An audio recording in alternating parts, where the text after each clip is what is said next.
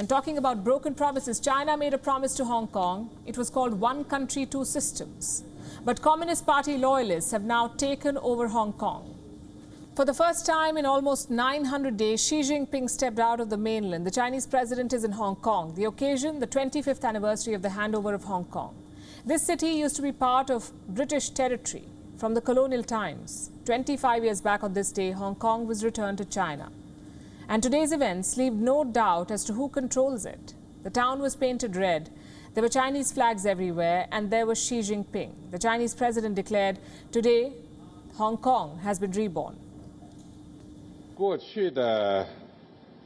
In the past few years, Hong Kong has withstood severe tests again and again, overcoming risks and challenges one by one. After the wind and rain, Hong Kong has risen from the ashes and also demonstrated a high level of vigor and vitality.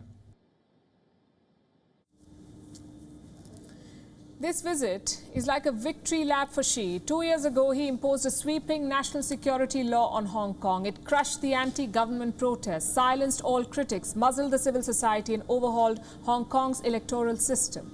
Nearly all of the city's pro-democracy figures are either in jail or exile. There is no political opposition. Hong Kong is now under complete control of Beijing. But there's one thing that's still not under Beijing's control, and that is the Wuhan virus. On the stage, Xi Jinping was maskless. That's because he's in a bubble.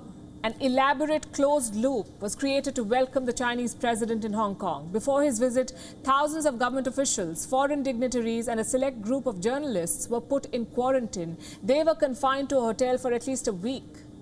They were given a Wuhan virus test every day. Xi Jinping was supposed to visit a neighborhood in Hong Kong. Office workers there were also quarantined. They were forced to stay at home. What about the children who welcomed him? Well, they too were quarantined. The Chinese president looks pleased with the arrangements. He said that his heart is with Hong Kong. It has been 5 years since I last visited Hong Kong. During these 5 years, I have been following developments in Hong Kong, thinking about Hong Kong.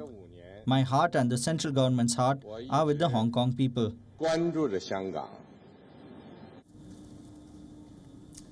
Well, his heart may be in Hong Kong, but the rest of him will not be. He won't spend the night here. He's traveling back to Shenzhen on a train, and he'll come back to Hong Kong for tomorrow's events. Bizarre, isn't it? Why won't he stay in the city? Because Hong Kong went through the world's worst Wuhan virus outbreak this year. Official data claims new infections have declined. Then why is Xi Jinping spending the night in Shenzhen?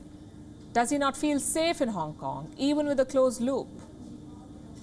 Perhaps he would feel safer tomorrow, because tomorrow a new leader will take charge in Hong Kong. His name is John Lee. Xi Jinping is expected to attend his swearing-in. Now, John Lee is a hardliner, someone who has been handpicked by Beijing to replace Carrie Lam. Lee has a background in law enforcement. He was the security chief of Hong Kong. The US has sanctioned him for undermining Hong Kong's autonomy.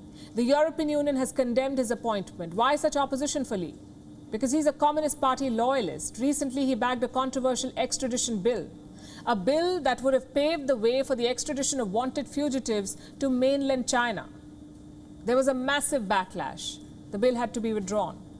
With Lee's appointment to the top job, this bill could be brought back along with other pro-Beijing proposals.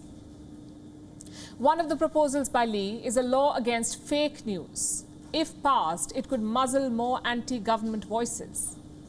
Needless to say, Xi Jinping would welcome these moves. He's expected to speak again tomorrow, and we will keep track. WION is now available in your country. Download the app now and get all the news on the move.